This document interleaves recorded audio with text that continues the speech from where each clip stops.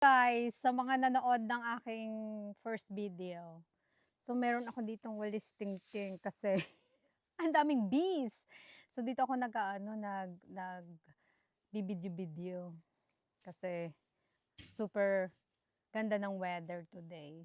So, maraming salamat sa panonood ng aking first content vlog. Ano bang ano dun? Kasi nag-ano naman ako, upload naman ako before, kaya lang yung mga reels, ganyan. Ito yung longest form of video ko. Thank you sa mga encouragement. Thank you so much, Joy, sa comment. Yung sa idea na gusto mo ng the next video is financial. Unang-una, hindi ako financial advisor. Kung ano lang yung isi-share ko regarding sa financial na alam ko is kung ano lang yung nag-work sa amin ni husband.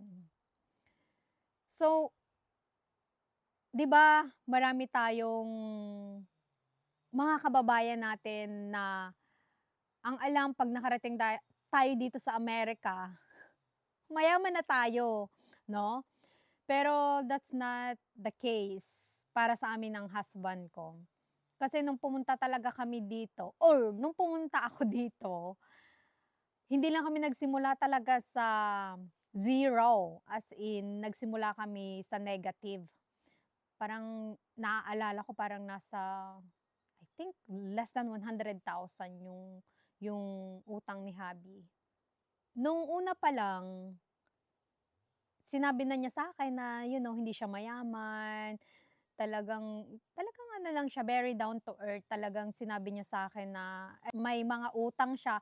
Actually, muntikan pa nga siyang mag-file ng bankruptcy before. Buti na nga lang kamo, hindi niya yung ginawa. Kasi after nga ng, I think, ilang taon na ba ako dito? Okay, less than 5 years nabili nga namin tong property kasi 10 years na kami dito. So, 15 years na ako dito sa Amerika. So, yeah, 5 years, less than 5 years nabili namin tong bahay. So, kung kung nag-file siya ng bankruptcy, probably mahihirapan kaming yung makakuha ng loan and everything para dito sa house. So, what I'm trying to say ba is yan, nag-English na naman tayo. Mawawala na naman tayo sa ating sa direction ng ating video eh. Yung gusto ko lang sabihin is talaga mali yung paniniwala ng mga kababayan natin na kapag nakapangasawa ka ng foreigner, kahit na hindi American, kahit sa ibang mga bansa like sa Europe or whatever, kahit sa ibang bansa, laging kasing nasa isip nila 'pag nakapangasawa ka ng foreigner, mayaman na, and then yun parang instant millionaire ka na and everything. Talagang nagsimula talaga kami sa negative. So kung paano namin siya, kung paano kami ngayon positive, negative and positive. So yun na lang para madaling maintindihan. Positive ba? Na-achieve namin 'tong yung financial stability, kung matatawag dun, I think. Itatanong ko ulit muna kay Siri, Diyos ko, hindi na naman ako research bago ako nag-take ng video. Talagang ginawa is nung nakuha ko na yung authorization permit ko to work dito sa Amerika. Una kong work sa hotel, nag-housekeeping ako. And then, later on, naghanap ng ibang mga related sa mga previous, mga previous job ko sa Philippines, sa Taiwan, and then sa Brunei, ganyan. Kasi bago ako pumunta dito, muna ako, nag-Brunei, and nag-Taiwan, and then marami rin akong experience, not super marami sa Philippines, sa electronics ba. But yun, humanap ako ng way na makakatulong talaga sa asawa ko kasi nga 'di ba negative kami at that time nung pumunta kami dito. And then naalala ko pa talaga yang meron kami nung spreadsheet. Anong tawag nun? Quicken yata yun. So kahit $5, as in talagang nilalagay namin yun dun. Lahat ng mga expenses namin kahit $5. Tapos ano, dumating ako dito, walang kadeko-decoration yung house namin. Super empty siya. Tapos yun, napunta ako ng mga garage sale or Goodwill para lang makabili ng mga ano ba, ng mga ide-decorate dun sa bahay. Parang lumalayo na ako 'no. Later on i-ano ko pa yung mga story kung saan ba. But binibigyan ko lang kayo ng ano, ng background kung saan ba talaga kami nag-umpisa. Talagang pinaka-main ano namin is mabayaran yung utang, and then after nun talaga, as in, iba yung feeling ng nakabayad ka ng utang dun sa, kasi nung pumunta ako dito, may utang ang husband ko sa credit card, and then sa lawyer fees, and then sa house, ganyan. But I think after maybe 3 years. I don't know exactly na. Maybe 3 years, yeah. Kasi 2 years, ano eh. Before namin kasing binili tong bahay, almost 2 years talaga kami nag-intay eh. Bago siya bilihin. Kasi at that time talaga hindi kami nag-hurry na bumili ng bahay. So save kami, save para sa down payment. And then, tsaka namin siya binili nung meron na kaming enough na down payment. Paunti-unti nga nakaka-accumulate na kami ng investment. Actually talaga yung investments namin is, contributing with our 401k, and then meron kaming individual stocks. Yung iba, doing good, yung iba hindi. Meron ding small property na nabili ako sa Pilipinas, sa lupa, commercial lot, ganyan, at saka yung bahay ko nga. But hindi naman siya hindi naman siya nag-e-earn ng income sa amin at this time. So, ano lang, yung set aside namin later on, maybe kung hindi man kami mag-retire sa Pilipinas, ibenta na lang, and then maybe we'll take the profit, ganyan. So, the very beginning talaga is, alam mo lang talaga yung priority mo. Alam mo lang yung ano yung talagang goal mo. So kami ng husband ko parang parang sa totoo lang very good team kami. Kami yung halimbawa, for example lang 'no, meron siyang halimbawa bonus ganyan. Yung iba 'di ba iniisip kaagad na ano yung bibilhin ko dito. Kaming dalawa, ano yun ilalagay lang sa investment or ise-set aside for travel. Yun lang yung aming very big expenses sa ngayon. Lagi kaming nakain sa labas, siguro nakain kami sa lagi kaming kumakain sa labas kasi yun yung banding namin. That's like the highest spending category right now na meron kami ng husband ko is lagi kaming kumakain sa labas. 2 to 3 times a week, minsan more. Kasi kami na lang dalawa eh, kami na lang dalawa dito sa bahay. So, ano ba yung feeling ng kami na lang dalawa? Ikukuwento ko din yan sa inyo. After, nag-aalisan yung mga anak ko and everything, medyo nahirapan ako dun. So, later on, kaya nga sabi ko, parang ang dami kong idea na gusto kong ikwento, no? Yun talaga, nag-set talaga kami ng priority na first, bayaran yung utang, as in talagang super magtipid, and yun nga, mag-save, and then invest. First, iba-iba tayo ng mga gusto sa buhay, no? Una sa lahat 'no, hindi ko sinasabi or ija-judge yung mga tao na merong mga luxuries. Pero sa akin, as in wala akong pagmamay-ari niyan. Wala akong pagmamay-ari na name brand. Like for example, yung mga bags. I mean, I don't know kung matatawag niyo bang luxury na yung sapatos, kasi siyempre kapagka sapatos bumibili ako ng comfortable na sapatos kasi parang nahilig ako sa hiking, so bumili ako ng comfortable na shoes na pang-hiking. Tapos yung everyday shoes ko, I wanna make sure comfortable. Sabi ko lang talaga na luxury namin ng asawa ko ngayon is parehas kaming may brand new car. Noong 2023, bago ni husband binili yung F-150, Lightning, fully electric truck. Yung dinadrive niya since dumating ako dito hanggang 2023 is yung 1,500 na binili niya sa tatay niya na Toyota. So, ano yun, yung may aircon ba yun? Ay, hindi. Yung walang aircon yung car ko. But, dun muna tayo sa husband na car ko. So, yung car na yun talaga is, $1,500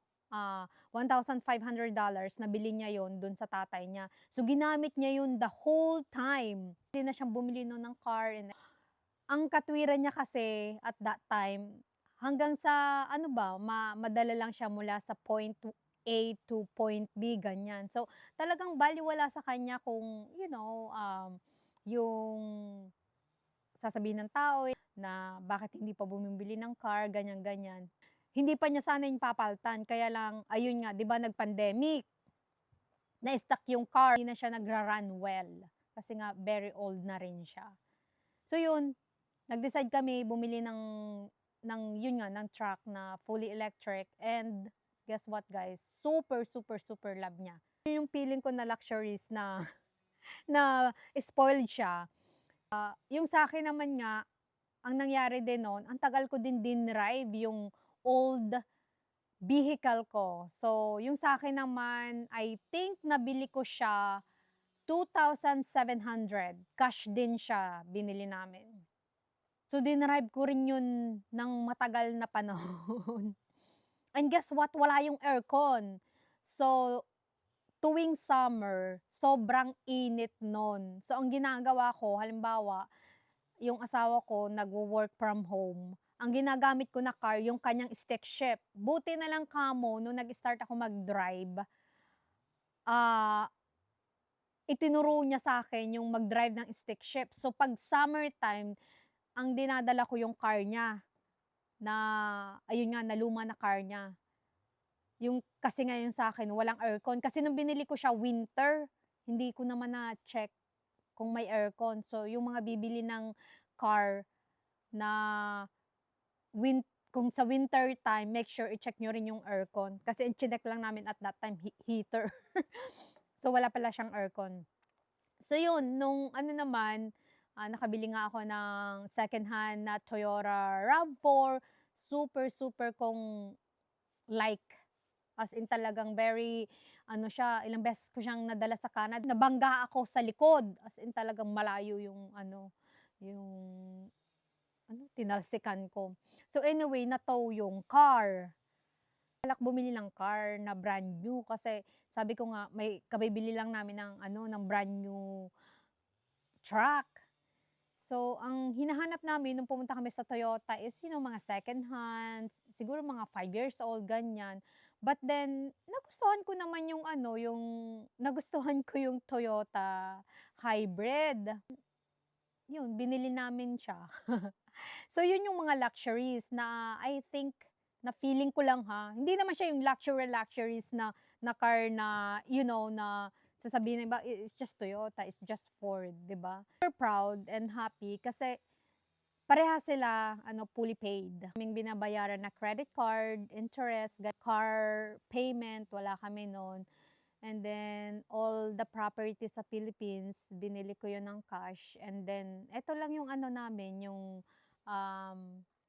pinipay namin siya is yung mortgage namin na to dito sa bahay. And then, of course, yung mga bills like electricity, ganyan, and then insurance, yun, 'di ba? Yung mga Alam niyo ba yung Millionaire Next Door na book?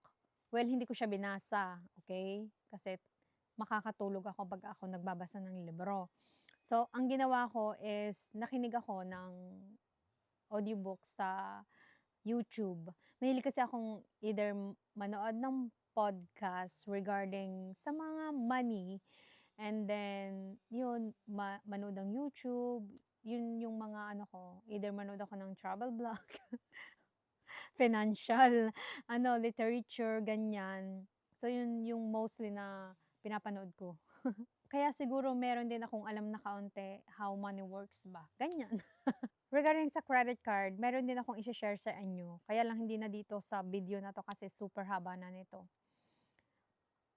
na we both use the credit card. I actually have so many. Believe me, I think I cannot count now. Maybe 8. But I never paid interest since I opened all those cards. Never kaming nag-paid ng interest sa credit card kasi every month mini-make sure namin na fully paid yung balance niya.